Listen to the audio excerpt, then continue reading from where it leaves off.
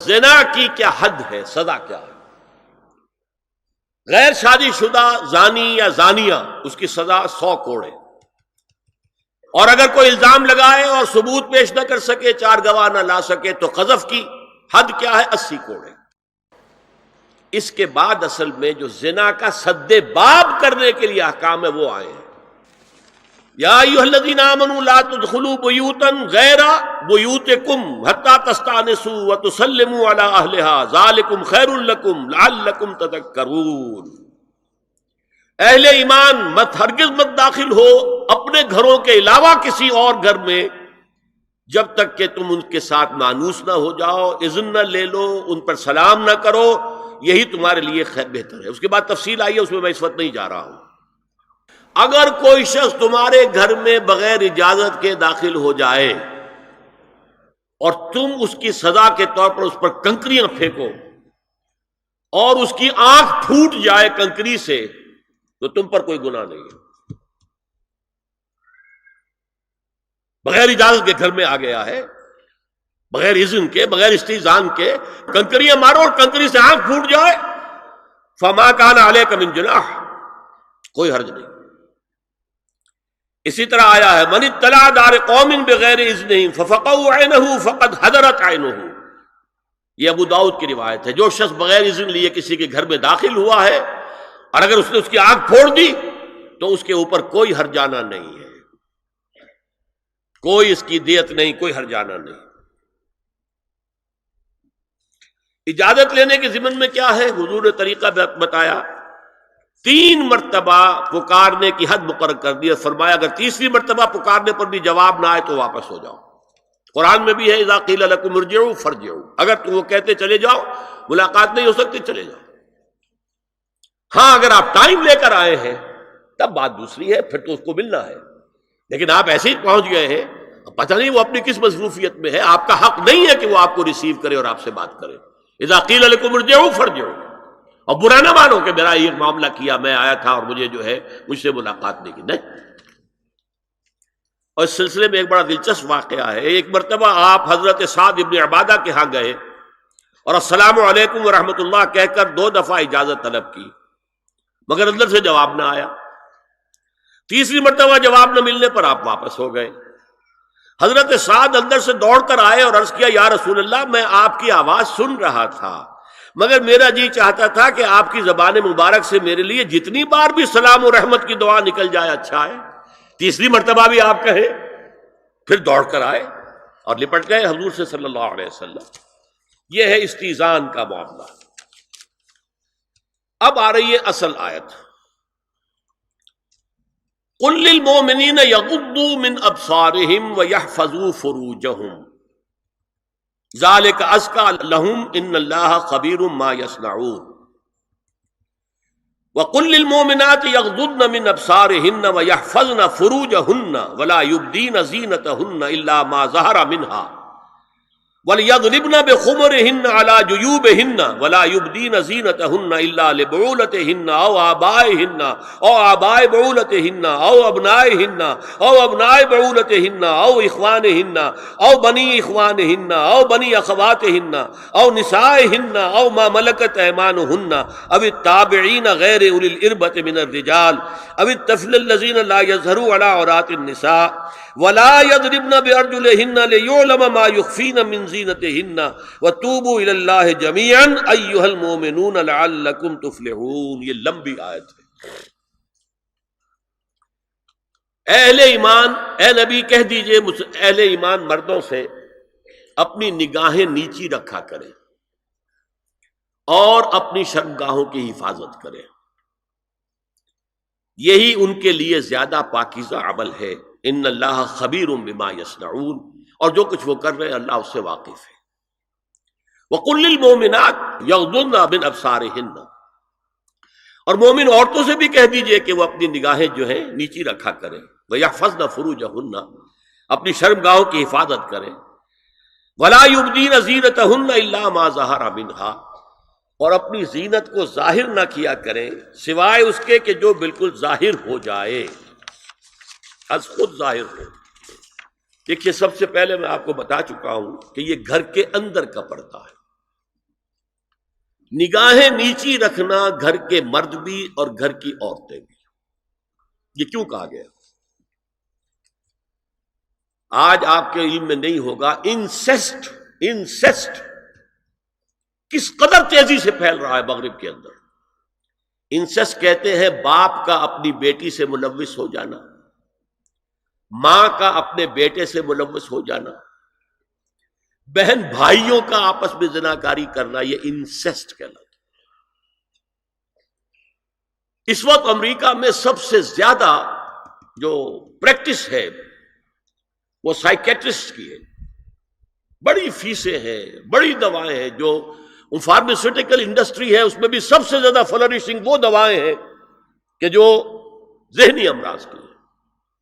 اور مجھ سے وہاں کئی سائیکیٹرسٹ نے کہا ذہنی امراض کا سب سے بڑا سبب انسیسٹ ہے۔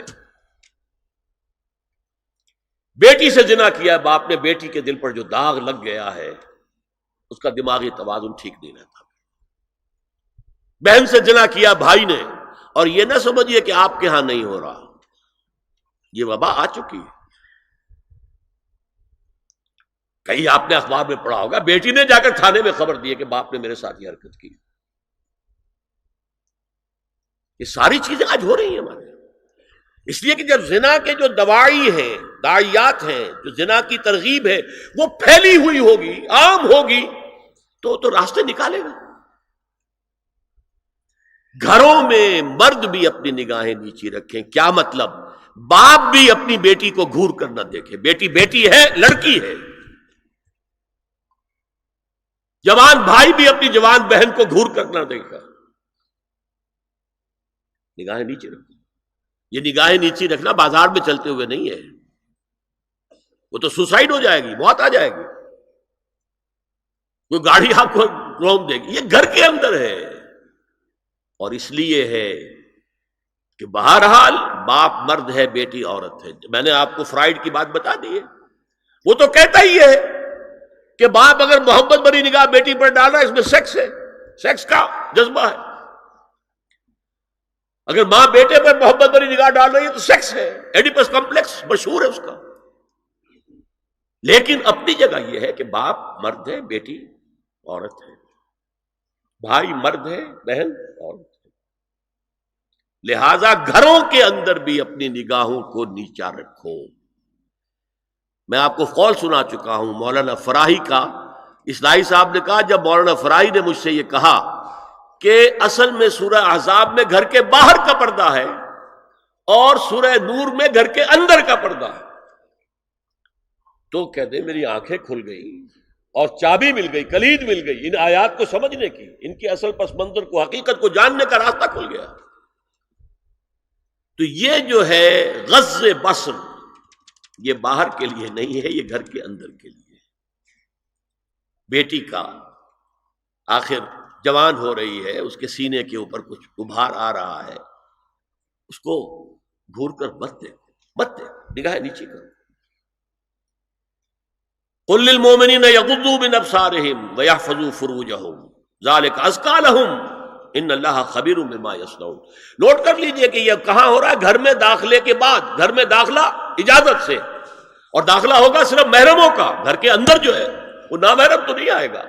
یہ میں آگے بیان کر رہا ہوں۔ وَقُلْ لِلْمُؤْمِنَاتِ يَغْضُضْنَ مِنْ أَبْصَارِهِنَّ وَيَحْفَظْنَ مِنْ فُرُوجِهِنَّ، اور کہہ دیجئے مومن عورتوں سے بھی کہ وہ بھی اپنی نگاہیں جھکا کر رکھیں اور اپنی شرمگاہوں کی حفاظت کریں۔ وَلَا يُبْدِينَ زِينَتَهُنَّ إِلَّا مَا ظَهَرَ مِنْهَا۔ اس ٹکڑے پر بڑا قیل و قال ہے جدید مفکرین اور جدید دانشوروں نے کہ وہ اپنی زینت ظاہر نہ کرے سوائے اس کے جو خود ظاہر ہو جائے۔ وہ کہتے ہیں اس میں چہرہ بھی شامل ہے، اور جب چہرہ شامل ہے تو اس کا مطلب چہرے کا پردہ نہیں ہے۔ لا حول ولا قوت الا باللہ۔ آپ کو بہت سے حضرات نے وہ پڑھی ہوگی بحث جو جنگ میں ہو گئی تھی۔ ایک صاحب وہ انسٹیٹیوٹ آف پالیسی اسٹڈیز اس کے اسکالر ہیں، ریسرچ کا، انہوں نے لکھ دیا کہ الا ما ظہر منہا میں چہرہ ظاہر ہے، شامل ہے، لہذا پردہ نہیں ہے۔ اور ارشاد احمد حقانی صاحب نے بھی زوردار اس کے اوپر جو ہے وہ تائید لکھ دی اور گویا کہ کہا کہ اب تو مسئلہ ہی طے ہو گیا. جب ایک ریسرچ اسکالر کہہ رہا ہے تو یہ مولوی ملاٹے جو کہتے پڑھتے ہیں کہ یہ عورت کا جو چہرے کا پردہ ہے، یہ تو بات ختم ہو گئی. The matter is clinched. میں نے صرف ایک جواب دیا کہ اس شخص نے جو بڑا ریسرچ اسکالر تھا، پہلے یہ لکھا ہے کہ سورہ نور کی ان آیات میں سطر کے احکام آ رہے ہیں، تو پھر یہاں پردے کا چہرے کا معاملہ کیا ہو؟ سطر میں تو پردہ چہرہ شامل نہیں ہے. محرموں سے پردہ کیا ہے؟ محرموں سے، اس کا نام سطر ہے. عورت کا پورا جسم سطر ہے سوائے چہرے کی ٹکیا اور یہ ہاتھ اور یہ پاؤں، بس. کیا مطلب ہے؟ بھائی بھی نہیں دیکھ سکتا بہن کے جسم کا کوئی اور حصہ، باپ بھی نہیں دیکھ سکتا بیٹی کے جسم کا کوئی حصہ. یہ سطر ہے. سطر محرموں سے پردہ ہے. اس سے آگے صرف شوہر یا حسب ضرورت طبیب، سرجن، بس. یہ محرموں کا پردہ. گھر میں عورت رہے گی تو سطر کے ساتھ رہے گی. محرم آئیں گے، چچا اس کا محرم ہے، آئے گا، لیکن وہ بھی تو مرد ہے نا، چہرہ تو نہیں ڈھانپے گی اس لیے کہ محرم ہے، لیکن باقی جسم سطر. عورت کا پورا جسم سطر ہے سوائے چہرے کی ٹکیا. بال بھی سطر میں شامل ہے.